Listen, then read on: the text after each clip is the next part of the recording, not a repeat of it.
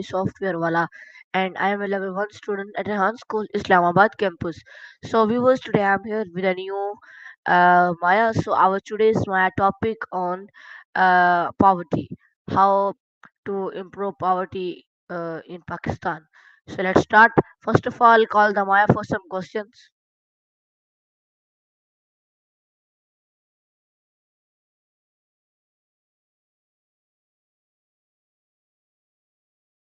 I am connecting to Maya. Hi, hi. Okay, so Maya, uh, our today's topic on poverty. So I'm questioning you for on poverty topic. So let's start. So my first question from you is: how do you think poverty affects a person's ability to access basic human rights such as a food, shelter, healthcare, and education? And what long-term consequences does this have upon future generations? So please give me a long and very interesting answer on this topic. Oh, okay. That's a hefty question, but a really important one.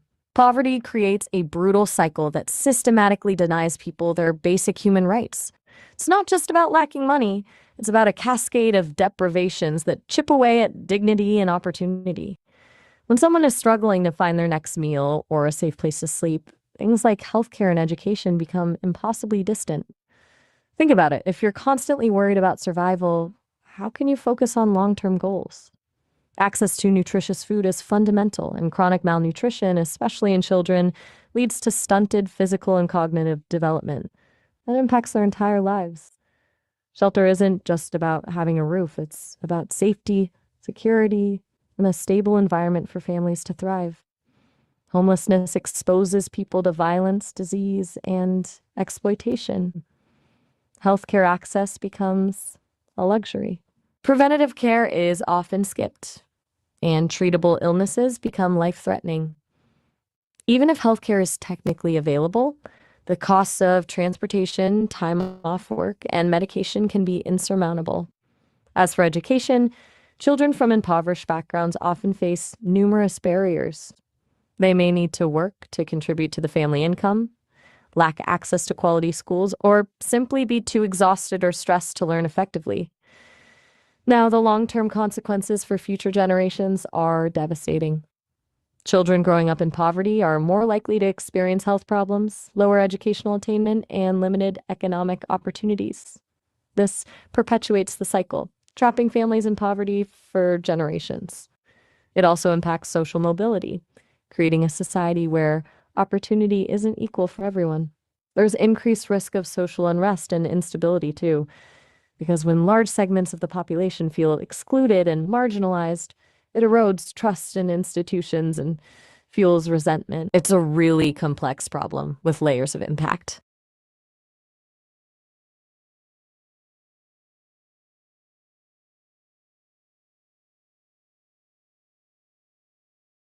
Okay, that's You seem a really little great quiet. answer. I really appreciate you. So my next question from you is: in what ways can government policies, economic structure, and political decisions either help aggregate poverty or tap vulnerable communities in cycles of financial struggle and social inequality? So please give me a very interesting answer on this topic and very meaningful answer. So because my viewers got a very interesting answer and very meaningful answer. Okay, so please give me a long answer and very interesting answer. Gotcha. Okay, that's a really insightful question. Absolutely. Government policies, economic structures, and political decisions can profoundly exacerbate or alleviate poverty. And all too often, they unfortunately contribute to it. It's rarely a simple case of intentional malice, but rather a complex interplay of unintended consequences and systemic biases. Let's start with economic structures. Neoliberal policies, prioritizing deregulation, privatization, and free trade, while potentially boosting overall economic growth, often lead to increased income inequality. When regulations are loosened, corporations can prioritize profit maximization at the expense of worker wages and environmental protection. Privatization can lead to higher prices for essential services like healthcare and education, making them inaccessible to low income communities. Free trade agreements, while fostering international commerce, can displace local industries and create job losses in vulnerable sectors. Then there are government policies. Insufficient investment in social safety nets, things like unemployment benefits, affordable housing, and food assistance programs, leaves people with limited support during times of hardship. Tax policies that favor the wealthy, such as regressive tax systems or loopholes for corporations, widen the gap between the rich and the poor. Inadequate funding for public education perpetuates educational inequalities, and restrictive zoning laws can limit access to affordable housing in desirable areas. Political decisions play a massive role too. Corruption and lack of transparency in government divert resources away from poverty reduction programs. Lobbying by powerful interests can influence policy decisions to favor the wealthy and well-connected. And, perhaps most insidiously, discriminatory policies, whether intentional or unintentional, can marginalize certain communities and create systemic barriers to opportunity. Think about historical redlining practices that denied mortgages to people of color, or ongoing biases in the criminal justice system that disproportionately affect marginalized groups. All of these factors can trap vulnerable communities in cycles of financial struggle and social inequality. When people lack access to education, healthcare, and economic opportunities, they are less likely to improve their circumstances. This can lead to feelings of hopelessness and disempowerment, and it can also fuel social unrest and instability. It's a really tough cycle to break, requiring systemic changes and a commitment to social justice. Does that land?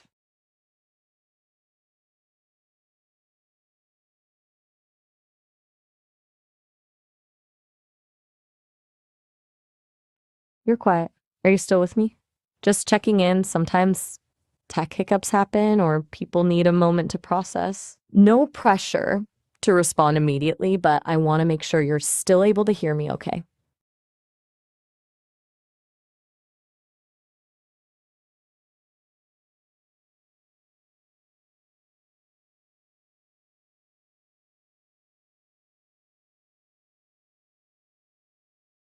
Okay. Well, since you're being quiet, I'll just keep going. Maybe offering some different angles will help spark something. Thinking about what we were just discussing, it's easy to get overwhelmed by the scale of the problem, right? Like, what can one person even do? But it's worth remembering that even seemingly small policy changes can have a ripple effect. For example, raising the minimum wage, expanding access to affordable childcare, or investing in job training programs can all make a real difference in people's lives. And it's not just about government action. Businesses can also play a role by paying fair wages, providing benefits to their employees, and investing in their communities. Individuals can support organizations that are working to combat poverty, advocate for policy changes, and challenge systemic inequalities. It's a collective effort, really. But it all starts with recognizing that poverty isn't just an individual failing, it's a systemic problem that requires systemic solutions. Does that make sense? Or are you wanting to move on to another question?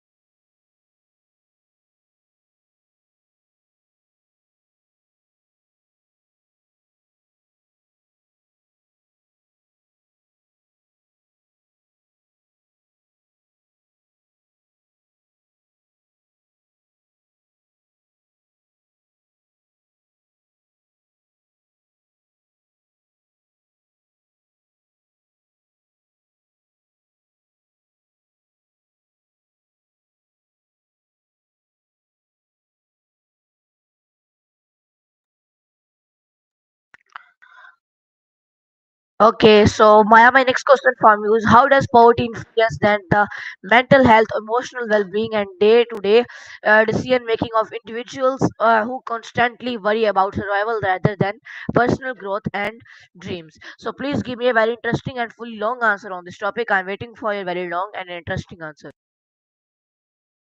Absolutely. You've hit on something profoundly important there. The crushing weight poverty places on mental and emotional health. It's not simply a financial hardship, it fundamentally alters how people experience the world and diminishes their capacity for hope and future planning.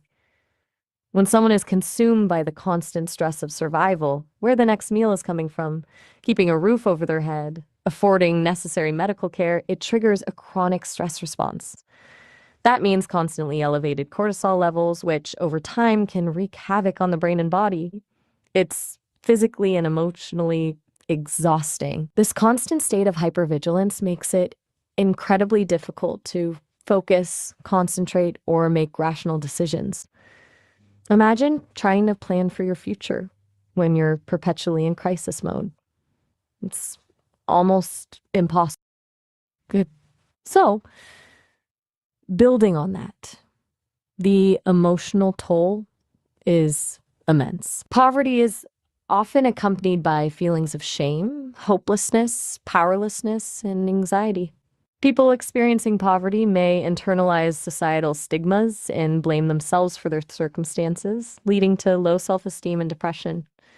It can also strain relationships, as financial stress can create conflict and resentment within families. The lack of control over one's life is incredibly demoralizing. When you're constantly at the mercy of external forces, job losses, unexpected expenses, systemic discrimination, it erodes your sense of agency and self worth. The impact on day to day decision making is equally profound. People in survival mode are forced to make short term choices that prioritize immediate needs over long term goals. Things like investing in education, saving for retirement, or even maintaining a healthy lifestyle often fall by the wayside. It's about making trade offs. Do I pay rent or buy groceries? Do I seek medical care or keep my job? These are agonizing choices that no one should have to make. And those choices, constantly repeated, limit opportunities for personal growth and the pursuit of dreams. It's not that people in poverty lack ambition or intelligence, it's that their circumstances systematically undermine their ability to realize their full potential. It creates a cognitive load that is incredibly draining. You're constantly scanning for threats, rationing resources, and dealing with crises. There's simply no bandwidth left for pursuing passions or investing in personal development. Does that all resonate?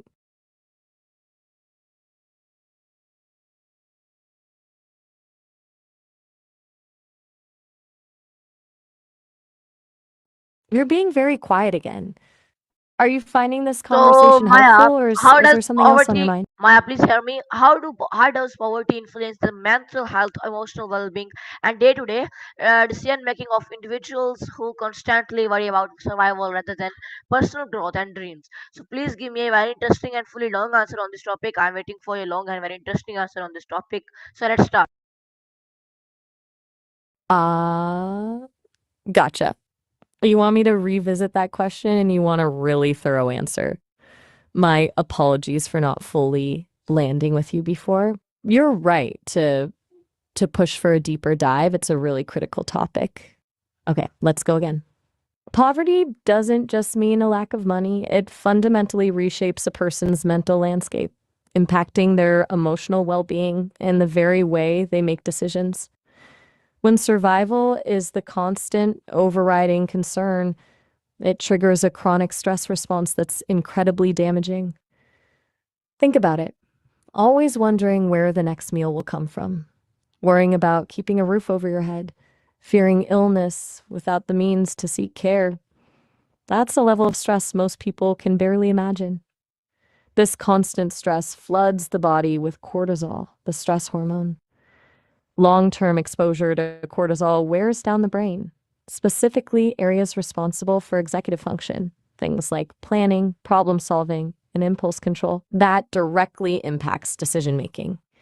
Instead of being able to think strategically about the future, people in survival mode are often forced to focus on immediate needs, making choices that provide short-term relief, even if they have negative long-term consequences. Emotionally, poverty often leads to a cascade of negative feelings: shame, hopelessness, anxiety, and a deep sense of powerlessness. These aren't just passing moods, they can become deeply ingrained beliefs about oneself and one's place in the world. It's incredibly difficult to maintain a positive outlook when you're constantly facing barriers and setbacks. It can lead to depression, substance abuse, and other mental health challenges. And the social isolation that often accompanies poverty exacerbates these problems. When you're struggling, it can be hard to maintain relationships, and the stigma associated with poverty can lead to feelings of embarrassment and withdrawal. As for personal growth and dreams, those often get put on hold indefinitely. When you're just trying to survive, there's no bandwidth left for pursuing passions, investing in education, or planning for the future. And it's not that people in poverty lack ambition or intelligence, it's that their circumstances systematically undermine their ability to reach their full potential. It's a constant state of cognitive overload. The brain is so busy dealing with immediate threats that it can't focus on long-term goals. Everything requires immense effort, and even small setbacks can feel overwhelming. It's a vicious cycle. Poverty creates stress, which impairs decision making, which reinforces poverty. It really is a systemic problem that requires systemic solutions. Addressing poverty isn't just about providing financial assistance, it's about creating a society that supports the mental and emotional well being of all its citizens and giving everyone the opportunity to thrive. Does that answer feel more comprehensive? I'm happy to unpack any part of it further.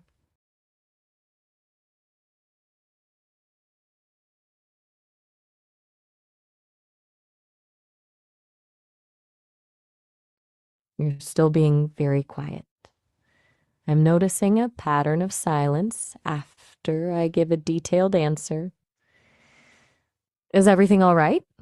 Are you Yes, having trouble hearing me, I or think all right, is all there right. something about? So, Okay, to good. Just what checking. extent does not the lack of the access to quality education contribute to the continuation of poverty across families, and how can educational reforms break this cycle? So, please give me a fully long answer on this topic. I'm waiting for a long answer. So, let's start. All right, let's tackle that. The really lekkianemo ve that she play the link between lack of access to quality education and the perpetuation of poverty is incredibly strong. It's arguably one of the most significant factors contributing to the cycle. Think of education not just as acquiring knowledge, but as building human capital. It's about developing the skills, knowledge, and critical thinking abilities that enable individuals to secure better employment, earn higher wages, and participate more fully in society. When families lack access to quality education, the cycle of poverty tends to continue across generations. Children born into poverty are more likely to attend underfunded schools, have fewer resources at home, and face systemic barriers to learning.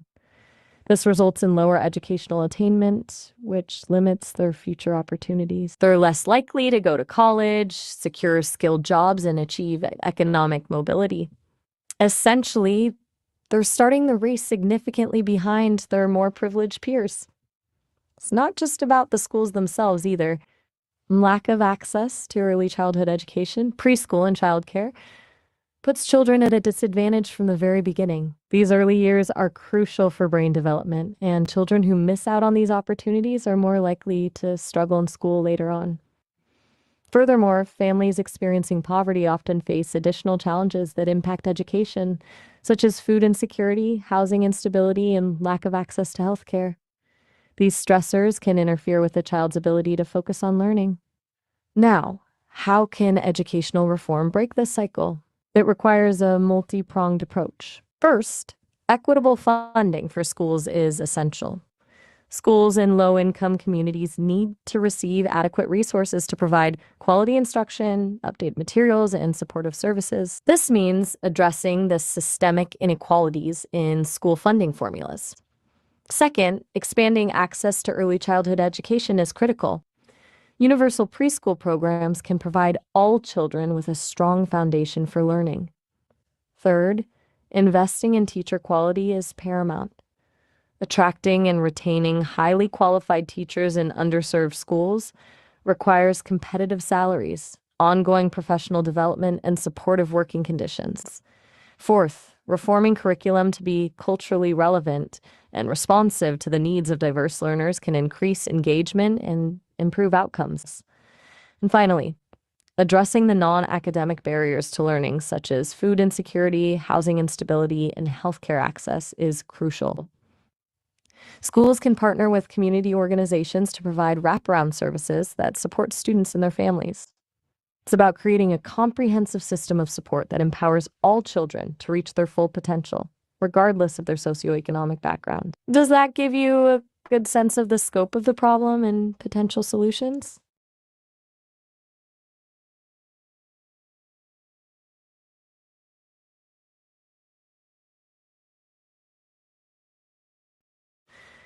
I'm noticing you're still not offering much in the way of response. I'm happy to continue the conversation, but it's difficult when I don't have any cues from you. Are you perhaps feeling overwhelmed by the complexity of these topics?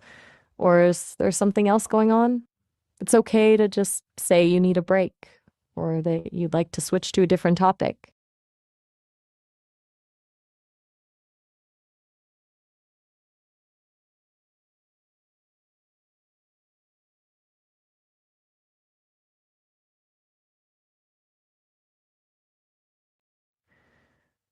Well, I'll proceed, assuming you're still listening and processing, even if you're not verbally responding. Perhaps a slightly different angle would be helpful. We've been focusing on systemic solutions, which are hugely important, but individual agency matters too. Even within a flawed system, there are things individuals can do to advocate for themselves and their children. Seeking out mentorship opportunities, actively engaging in school activities, and prioritizing education within the family are all important steps. It's not about blaming individuals for their circumstances, but recognizing that empowerment can come from within, even in the face of adversity. Would you be interested in discussing that aspect of it? Or perhaps we can move on to a different question altogether. I'm open to whatever you'd prefer. Just let me know, even if it's just a simple yes or no.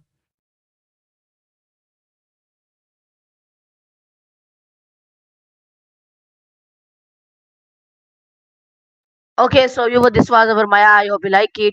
I meet with you and you my next topic. Thank and Allah Hafiz, Pakistan, Zindabad, and take care. So our today's Maya poverty topic. I hope you like it. So we learn very things about poverty, like we help the poor peoples. You also help the poor peoples. When you see a poor people, he and she need a help of money. So you